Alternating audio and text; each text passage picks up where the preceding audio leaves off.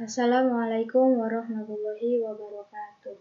Halo teman-teman, pada kesempatan kali ini kita akan belajar materi statistika untuk kelas 8 di semester 2. Oke, langsung saja kita masuk ke pembahasannya. Nah, statistika yang akan kita pelajari kali ini terdapat dua pembahasan. Yang pertama yaitu ukuran pemusatan data, yang kedua yaitu ukuran penyebaran data. Pertama, kita akan belajar mengenai ukuran pemusatan data. Jadi, ukuran pemusatan data adalah sembarang ukuran yang menunjukkan pusat segugus data yang telah diurutkan dari yang terkecil sampai yang terbesar atau sebaliknya dari yang terbesar sampai yang terkecil. Ukuran pemusatan data yang akan kita pelajari hari ini ada 3, yaitu min, median, dan modus. Yang pertama min atau rata-rata. Rata-rata atau min merupakan salah satu ukuran untuk memberikan gambaran yang lebih jelas dan singkat tentang sekumpulan data. Rata-rata merupakan wakil dari sekumpulan data atau dianggap suatu nilai yang paling dekat dengan hasil pengukuran yang sebenarnya.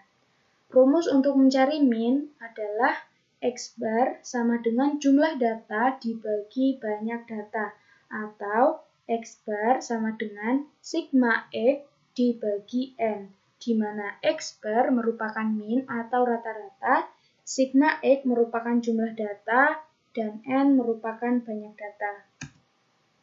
Oke, kita langsung masuk ke dalam contoh soalnya. Di sini disajikan tabel yang menunjukkan data penjualan beras di Kabupaten Lampung Tengah pada tahun 2019. Di sini dalam tabel terdapat dua keterangan, yaitu bulan dan penjualan, di mana pada bulan Januari terjual 78,31 ton, bulan Februari terjual 76 ton, dan seterusnya. Tentukan rata-rata penjualan beras di Kabupaten Lampung Tengah tahun 2019. Alternatif penyelesaiannya, rata-rata penjualan beras di Kabupaten Lampung Tengah sepanjang tahun 2019 adalah X bar sama dengan jumlah data dibagi banyak data, di mana jumlah datanya yaitu jumlah seluruh data dari bulan Januari sampai Desember itu dijumlahkan. Jadi 78,31 ditambah 76 ditambah 72,2 dan seterusnya sampai bulan Desember ditambah 82. Kemudian dibagi banyak data. Banyak data ini merupakan banyaknya dari data yang tersedia, di mana di sini disajikan banyak data dari bulan Januari sampai Desember. Maka ketika dihitung banyaknya menjadi 12, maka dibagi 12. Menghasilkan rata-ratanya yaitu 77,8. Jadi, rata-rata penjualan beras di Kabupaten Lampung Tengah adalah 77,8 ton di tahun 2019.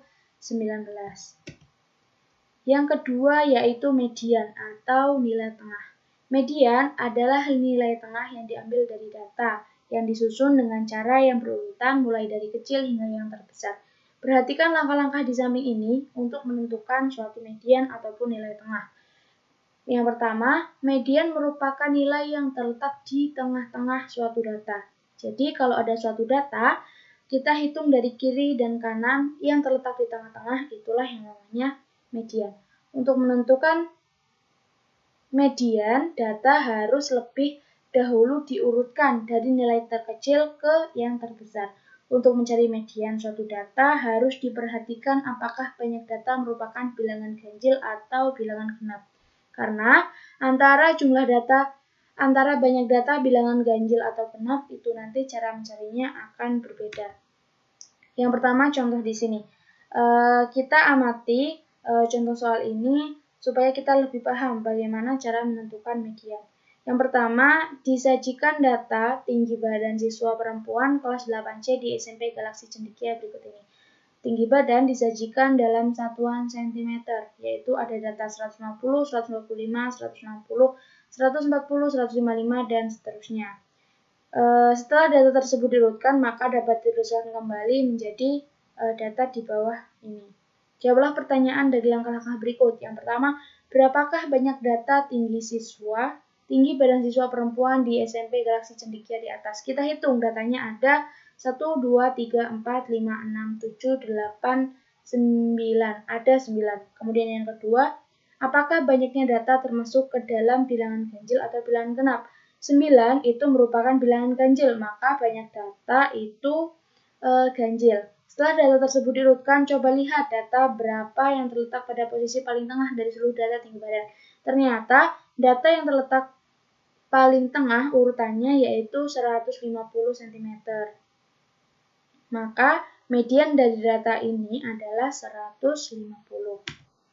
Kemudian contoh selanjutnya, tentukan median pada skor 12 anak yang mengikuti Olimpiade Matematika pada babak semifinal berikut. Nah, di sini disajikan tabel yaitu perolehan nilai skor Olimpiade Matematika. Ada yang boleh skor 75, 90, 80, 85, dan seterusnya.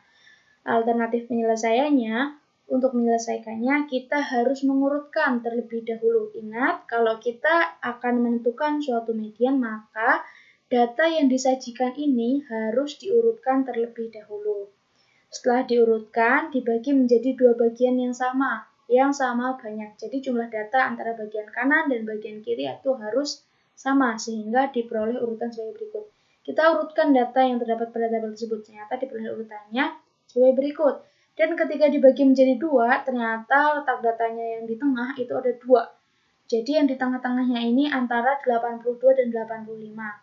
Nah, karena banyaknya data adalah genap, maka median datanya adalah rata-rata dari data ke-6. Ini data ke-6 dan ke-7, yaitu medianya bisa dicari dengan menggunakan cara 82 ditambah 85 dibagi 2, menjadi 83,5. Jadi, median data tersebut adalah 83,5. Kemudian contoh yang selanjutnya, itu disajikan data nomor sepatu siswa kelas 8C SMP Cendekia. Nah, untuk menuliskannya, itu terdapat cara lain ataupun alternatif penyelesaian yang lain, yaitu dengan menyajikan data tersebut ke dalam plot, diagram plot, dalam bentuk plot. Kemudian membagi data dalam plot menjadi 2 sama banyak, karena median terletak di tengah-tengah. Nah, plotnya seperti ini. Ternyata diketahui bahwa 43 itu ada 1, 44 ada 2, 44 ada 1, 45 ada 1, 46 ada 2, 47 ada 2, 48 ada 3, 49 ada 1, dan 50 ada 1. Kita bagi data ini menjadi sama banyak, di mana di sini medianya itu terdapat pada nomor sepatu 44, ya. Karena di sini terdapat datanya 1, 2, 3, 4, 5, dan di sebelah sini juga terdapat 1, 2, 3, 4, 5. Maka medianya terletak di sini. Maka dapat dicari 47 tambah 47 dibagi 2 yaitu 47. Maka median dari data ini yaitu 47. Yang selanjutnya adalah modus. Modus adalah nilai yang paling sering muncul dalam suatu data. Oke, kita perhatikan contoh berikut ini. Bintang melakukan survei kecil tentang makanan kesukaan teman sekelasnya. Ia menuliskan hasilnya ke dalam data di bawah ini. Ternyata makanannya itu ada bermacam-macam. Ada bakso, mie, soto, roti, bakso, mie, soto, roti. Jadi ada 4 macam ya. Kemudian berdasarkan data yang telah dikumpulkan Bintang, tentukan modus dari data berikut. Nah, jadi kita akan mengetahui mana yang paling muncul, atau dalam kata lain, jenis makanan apa yang paling disukai oleh teman sekelasnya si Bintang. Nah, alternatif penyelesaiannya, kita dapat menggunakan dapat menggunakan tabel seperti ini, yaitu dengan menggunakan tally atau turus. Nah, kita hitung satu persatu. Ternyata dari data tersebut dapat kita ketahui bahwa yang makanan kesukaannya itu bakso ada 11 orang. Mie ada 5 orang, soto ada 4 orang, dan roti juga ada 4 orang. Nah, untuk mengetahui modusnya, dapat kita lihat data yang mempunyai frekuensi paling besar, yaitu bakso. Karena bakso mempunyai nilai frekuensi paling besar, maka modus dari data yang dikumpulkan Bintang adalah bakso. Yang selanjutnya yaitu ukuran penyebaran data. Nah, ukuran penyebaran data merupakan ukuran yang menunjukkan seberapa jauh suatu data menyebar dari rata-ratanya. Yang akan kita pelajari kali ini, ukuran penyebaran data itu ada 3. Yang pertama itu jangkauan. Jangkauan atau rentang ialah selisih antara nilai data besar dan nilai data terkecil. Rumusnya yaitu karena selisih berarti data terbesar dikurangi data terkecil. Kemudian yang kedua ada hamparan. Hamparan atau jangkauan antar kuartil bisa kita singkat menjadi JAK, atau ada beberapa orang yang menyebutnya jangkauan interkuartil, adalah selisih antara kuartil atas Q3 dengan kuartil bawah Q1. Berarti nanti rumusnya Q3 min Q1. Nah, selanjutnya ada kuartil. Kuartil adalah pembagian sejumlah data terurut menjadi sama jumlahnya untuk setiap bagian. Setiap bagian dipisahkan oleh nilai kuartil yang meliputi kuartil bawah atau Q1, kuartil tengah atau Q2, dan kuartil atas atau Q3. Contoh soalnya, perhatikan data di bawah ini. Nah, selisih antara kuartil atas dan kuartil bawah disebut dengan jangkauan, ya, jangkauan interkuartil, seperti yang kita pelajari sebelumnya dengan rumusnya Q1 min Q3. Di mana di sini kita bisa mengetahui letak Q1, Q2, dan Q3, di mana di sini Q2 itu disebut dengan median karena Q2 ini membagi data menjadi 2 sama banyak, di mana di sebelah sini ada 1, 2, 3, 4, 5, 6, 7, 8 data, dan di sebelah sini juga ada 8 data. Dan dari data ini kita bagi lagi menjadi 2 bagian untuk memperoleh Q1 dan Q2. Nah, mengapa tadi di atas dijelaskan bahwa kuartil itu membagi data sama banyak? Karena jumlah data ini itu sama banyak, di mana di sini ada 3 data, di sini pun ada 3 data, di sini ada 3 data, dan di sini pun ada 3 data. Selisih antara kuartil atas dan kuartil bawah disebut dengan jangkauan interkuartil atau Q1 dengan Q2. Kemudian, simpangan kuartil bisa dicari dengan menggunakan rumus setengah jangkauan interkuartil atau setengah Q3 setengah dikali Q3 min Q1, ya. Jangkauan interkuartil atau tadi disebut juga dengan hamparan, itu rumusnya Q3 min Q1. Dari data di atas dapat diketahui jangkauan interkuartilnya JAK ataupun hamparannya yaitu 61 min 39 Q3 min Q1, yaitu hasilnya 22. Maka simpangan kuartilnya yaitu setengah dari jangkauan interkuartil, maka setengah kali 22, ya, hasilnya adalah 11. Kemudian contoh yang selanjutnya, diketahui tabel frekuensi di bawah ini menunjukkan nomor sepatu siswa kelas 8C SMP Galaksi Cendekia. Nomor sepatu 36 terdapat 3, nomor sepatu 37 terdapat 2, nomor sepatu 38 terdapat 2, nomor sepatu 39 terdapat 4, dan nomor sepatu 40 terdapat 1. Pertanyaannya, tentukan kuartil 1, kuartil 2, kuartil 3, dan jangkauan interkuartil dari data tersebut. Jangkauan interkuartil tadi bisa disebut juga dengan hamparan. Alternatif penyelesaian, untuk menentukan kuartil dari suatu data yang disajikan dalam tabel frekuensi, kita akan mengalami sedikit kesulitan. Ya, namun perhatikan bahwa kuartil membagi suatu data menjadi 4 bagian yang sama banyaknya. Perhatikan langkah-langkah berikut.